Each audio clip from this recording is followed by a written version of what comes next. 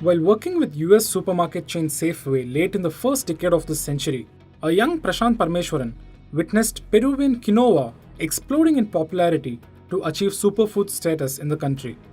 Taking cue from this trend, Parmeshwaran asked himself if there was a way to make ancient millets like ragi, jowar, and bajra relevant and popular in India again.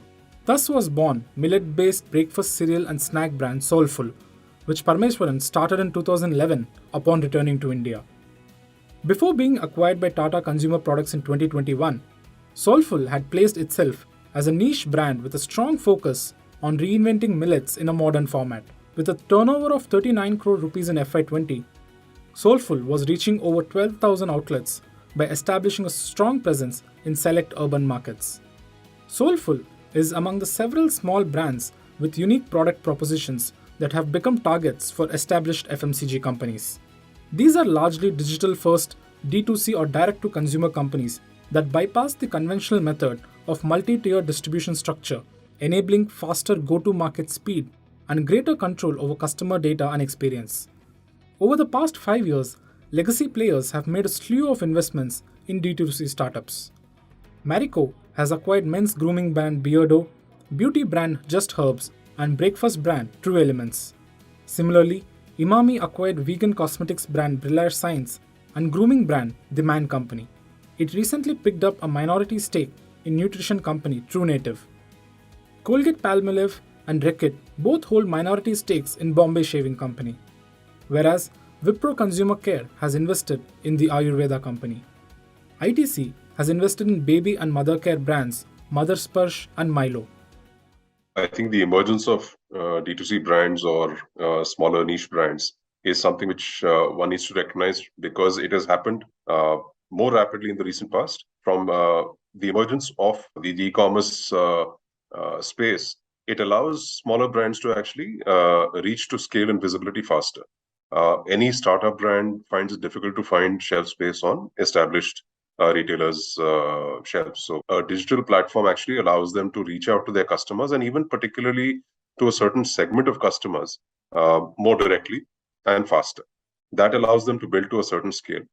And then that segment, perhaps, which was earlier not interesting to a mainstream FMCG company because it was too small or it was, it would require a special effort or a particular kind of capability which they didn't have, that becomes interesting. So for them to inorganically then to acquire a brand which has been in the market for just a few years is a viable proposition. The more you see this happening, with the emergence of more brands coming in, it's now much more of a possibility for an established player to create a portfolio of brands. Earlier, there were very, very few brands which actually could create a reasonable footprint, whether regional or national, a reasonably large footprint. Today, there are more of those. So I think that's why you see a lot of acquisitions happening. Incumbent players are either acquiring prominent D2C brands or choosing the organic route of launching their own brands online and building their own D2C platforms to reduce their reliance on marketplaces. Marico is working on a house of brands strategy by creating a portfolio of D2C companies through a mix of organic and inorganic routes. Meanwhile, Dabur estimates that its online-only D2C brands will cross 100 crore rupees in sales this fiscal. ITC currently sells over 700 products through its D2C store platform. D2C brands are estimated to become a $60 billion industry by FY27, growing at a CAGR of about 40%. At present, D2C is a $12 billion market. Institutional funding is helping D2C brands scale rapidly, with several of them crossing the 100 crore rupee revenue mark within 3 to 5 years of launch. But what does this say about the ability of legacy FMCG companies to innovate? So it's in the nature of large companies to attend to business as usual, more than look out for innovation. Large companies always, the energies, the effort, the resources are more into harnessing what already exists rather than trying to look at new things. That's not to say that large companies don't innovate, they do. But the fact is that a startup founder would only have started up because they're doing something different. If they were doing business as usual, they wouldn't survive. So there is a unmet need. There is a segment which is unaddressed. there's a product which they create from scratch, which is different from what's available in the market. I think that's the whole logic of a startup. So that applies to FMCG as well.